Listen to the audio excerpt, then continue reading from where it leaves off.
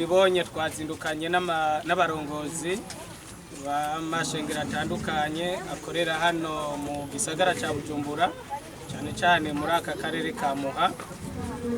Intumbero y'umubonano w'uyu munsi kwari gutanguza urugendo rw'ivugabutumwa, amasengesho no gusengera abantu. Igikorwa dutegura kuzokora mu kwezi kw'indwi kuva itariki 12 gushika itariki 14 hano nyene ku Kizingwe aho benshi bita kwa Sebatutsi. Ni tuzoba turi mu gikorane cagutse kizoba kiriko kirakoreshwa n'umukozi w'Imana ava mu gihugu ca Korea y'Epfo, nkuko mumbona kwishusha hano yitwa Jin Sang-won. Umukozi w'Imana afise umuhamagaro wo ubutumwa bwiza, ariko kandi Imana yahaye ingabire zitandukanye zo gusengera abantu, abagwaye, ababoshwe n'impwemu mbi, bizera ko hari impwemu mbi kandi nivyo. Uwo amaze gukoreshwa n'Imana mu bibanza bitandukanye, mu bihugu bitandukanye, kandi no ngaha aramaze kuhakorera inyigisho z'abarongozi n'ibikorane byagutse hafi Bujumbura, mu Kayanza, Inyanzarake. Yagiye arakurikirwa n'ibitangaza mu buryo budasanzwe.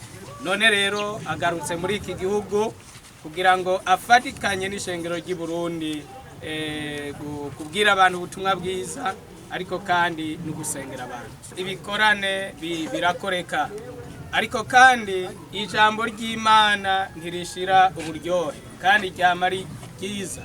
Ntitwovuga ngo abantu baramenye Imana, bararangije kumenya Imana.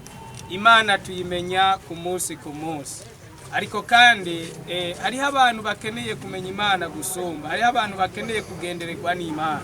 Buri muntu wese arakeneye kugendererwa n'Imana, kandi ubuzima bw'umuntu nk'uko umubiri ukeneye kurya, niko n'impwemu zacu zikeneye kugaburirwa.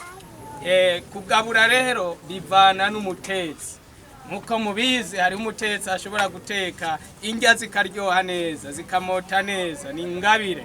Nico umukozi w'Imana Jin Sang-won aje gukora. Imana yamugiriye neza, imuha ubuntu. Ni umutetsi mwiza w'ijambo ry'Imana, kandi Imana yamuhaye ingabire mu buryo budasanzwe arizo azokoresha muri iki gikorano kugira ngo n'integuro z'uru rubanza rwagutse nazo nyene zigende neza. Twabitanga uyu munsi rero kugira ngo twese amashengero tuje hamwe, dushire ibikoresho hamwe, tubyegeranye, ibyo tudafise turonke umwanya wo kubikora kugira ngo igikorane kizoba kimeze neza. Ace cyagiye imbere mu nteguro, ariko mu gukora igikorane n'amashengero yose uko mwabibonye, amashengero yose yarahari kandi bose bazaba bari mu nteguro y'icyo gikorane. Muri rusange rero kizoba ari igikorane gikozwe n'amashengero rukristo ari muri iki gisagara ca Bujumbura.